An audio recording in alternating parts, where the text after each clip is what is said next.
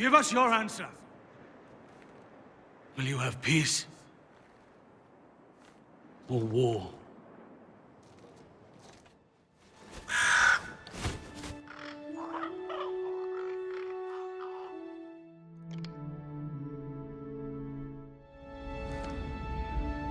I will have war.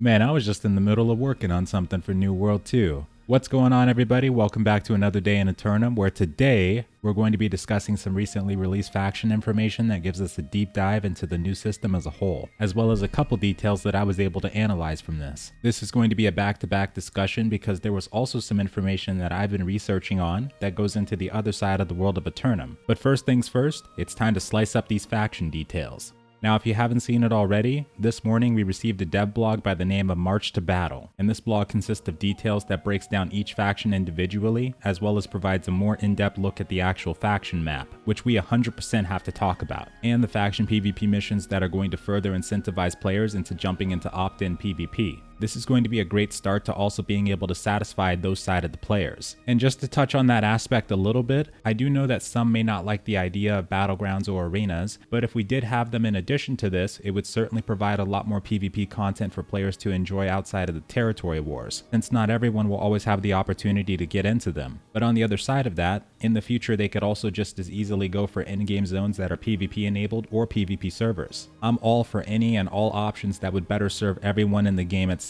and its future. But that's a topic for another day. First, we'll have to see how these systems play out with the player base upon launch and beta. The blog begins by giving you a quick introduction into each one like we spoke about during the housing system video. For those of you who don't know, when you first embark to the island of Eternum, you have the option of choosing between one of 3 factions upon reaching the milestone of level 10. The first of those factions is called the Marauders, who is a ruthless military force that's bent on establishing a free nation where anyone with the strength to do so can prosper and profit. Next, we have the Syndicate. They are a secret organization dedicated to guile and intellect, who are also in search of forbidden knowledge to usher in a new age of enlightenment. Sounds like those guys are going to be getting pretty cozy with the temples of the ancients. And finally, we have the Covenant, who are described as a fanatical order that's charged itself of cleansing the lands of heretics and defilers. And with this wonderful funky bunch, we'll have the opportunity to shape Eternum and its territories to our liking. They state right after this that when they made the decision to remove an always-on, open-world full-loop PvP, that it was not a decision to try and remove the player versus player content from the game. Which, speaking of that, I do have to make a correction on myself and the blog, because I'm sure I've also said this once or twice. During the old alpha of New World last year, the game was actually never full loot open world PvP. If you died as a regular player, you could only ever lose what was in your inventory, but what you had equipped stayed on you.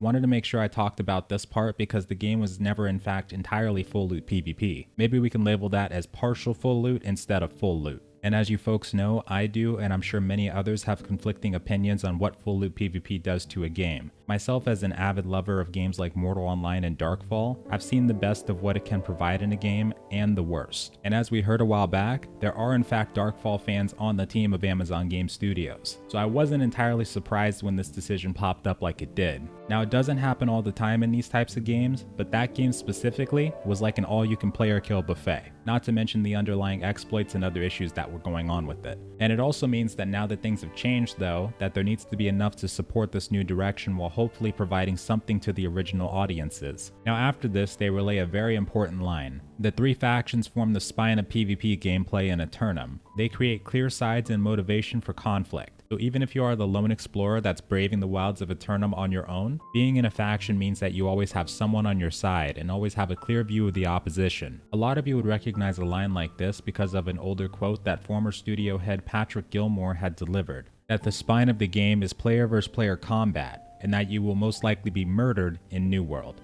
This new line holds more power than I think we realize. I feel like this is Amazon telling us that the direction is changing, and despite that recent IGN article, this is still the path they will be heading down for a while. So the ultimate goal for these factions should be to assert their dominance over Eternum as much as possible. As our factions control more territories, our attacks against the creatures of Eternum will be more effective, alongside finding higher tier resources while gathering, crafting equipment at higher base qualities, and finding ourselves luckier while looting. And they don't directly describe it, but it sounds a lot like the territory buff system that we discussed a while ago, where if you become a resident in a territory, you will then get access to all those specific area buffs that get chosen through upgrades in town projects. This sounds like a mix between that and also Elder Scrolls Online's system of CYRODILL. And for those of you who have not played it, CYRODILL is essentially a non-stop battle map of control between the factions, and it's mainly played out with control of the territories if you don't count the Imperial City. I haven't played it in a while, but it used to be where you could capture actual Elder Scrolls and take them back to your temples for your faction to receive buffs during the campaign. And as long as you kept them safe in your temple, you would receive that buff. They also had it where when you control all the keeps in the territories, the best player in the entire alliance is chosen to become the emperor at the time of the 6th keep being captured. They are chosen by having the highest ranking in the campaign leaderboards. So in Eternum, this does start to make sense if you have more territories and possibly even crucial control points for your faction, that your faction will start to gain bonuses as a result. And once we join a faction, we are then free to choose or create a company that's tied to that faction. However, we will be in fact locked to that faction, and we will only be able to create one character per server to prevent direct espionage. After this, we can then start selecting faction missions from the representative and start to complete them for extra rewards and also influence for that faction. But it seems like we can only get influence from the PvP missions though, and this sounds like a major step up from what we've seen so far. I feel like to a lot of people, these factions didn't really serve an important purpose in the game, but now that we're starting to get these pieces, I'm excited to see this put into action. Factions are also going to offer specialized equipment, act as a source of income, and will be the group that you wage war on other territories with to expand your faction's control of Eternum. If I had to guess, I would think that from this picture that there are different sets that you can buy from your faction, and they do offer different visuals to pick out which from which. From left to right, I'm guessing we've got the Marauders, which look awesome by the way, then the Syndicate, judging by the Plague outfit that we learned about during the last alpha, and on the very right that has to be Covenant. Although it could be Syndicate too, as it does look like more on the rogue side of attire. I would guess that the gear is either earned through the faction missions themselves, or we use the currency to buy it, which does seem to come from these faction missions themselves. Hopefully we'll see some other rewards we can purchase too, like maybe house decorations, pets, different kinds of weapons, and more. So ultimately, this is where the faction owning the entire territory comes into play. And it's starting to sound more and more like you'll want to be living in a settlement that your faction controls unless you're there to undermine the others. If our companies want to conquer a territory that's occupied by the opposing faction, we must declare war on those territories. And as we found out before, we cannot declare war on territories that are already claimed by our own faction. But if we don't particularly like the company, or the taxes on the settlement are too high, we can also affect the outcome by choosing not to fight with them.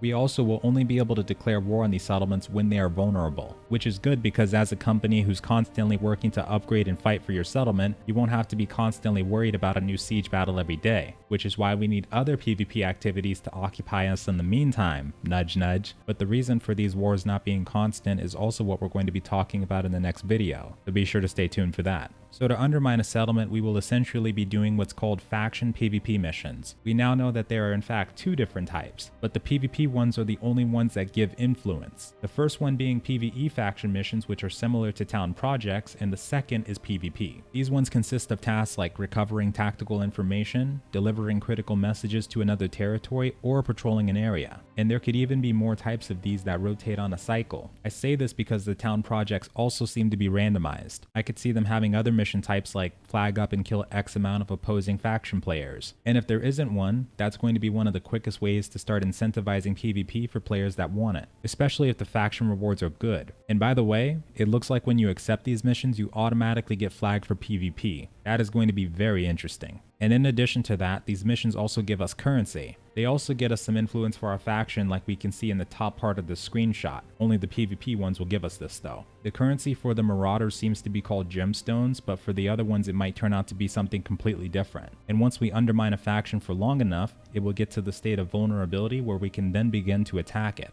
Once we get it to that point, all companies in the opposing faction will get to declare war on it. And then only one company gets chosen to be the vanguard, which is also randomized so even smaller companies can get a shot at it. But this will also incur a cost, as we can see in the bottom right corner of this screenshot, so not everybody will be doing it. And ladies and gentlemen, we also now have a semi-good look of the map that we'll be getting, which does in fact have some similarities to the previous alpha map. but we don't get a clear look at the full size of it nor how many territories we'll see on the map. But something I would love to point out is that in the previous gameplay footage we analyzed, when the character came across the Temple of the Ancients and domed that guardian in the face, they were in fact in an area known as CUTLASS Keys, which is not an area that we've publicly seen or heard of before. But we have seen a couple names pop up already, so we'll have to keep an eye out for that. We also get to see on the left side that we do in fact have season leaderboards. Amazon, oh my god, I love you. Let's hope and pray that it includes leaderboards for both PvP and PvE, with rewards to the best players in each section like we would see in ASCENT Infinite Realm. Yet another really good way to provide incentive for the players. Alongside that, we can see the active wars and resource locations that will be useful for gatherers in the future, with territory standing level that we dived into a little bit sitting there at the bottom.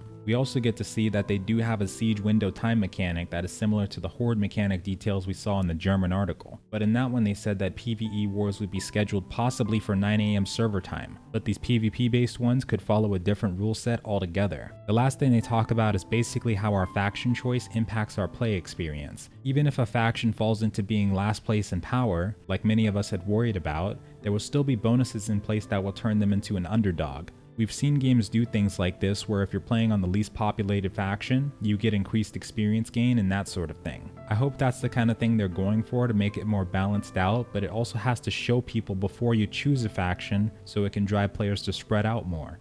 It also hasn't been said yet if the factions have their own benefits, like maybe Marauders get slightly better gear when they craft, or the Covenant gets bonus damage versus Corrupted. Stuff like that would be interesting if they go that route, but hopefully it doesn't turn out to be something overpowered. They say that they're still working on tuning this stuff overall, so we'll have to see how things turn out in the upcoming War Territory blog that they're working on. But with that folks, much appreciate you all taking the time to stop by, and as always, I hope you have a wonderful night or day. These details are making me feel a whole lot better about what to expect from the PvE side and PvP side of the game when we first jump into it. Let me know how you feel about this one in the comments below, and if you still feel like they should revert the changes or if you feel more comfortable with this direction instead. To assist with this, I'm also going to add in a poll to get people's opinion. Be sure to give it a click. And farewell.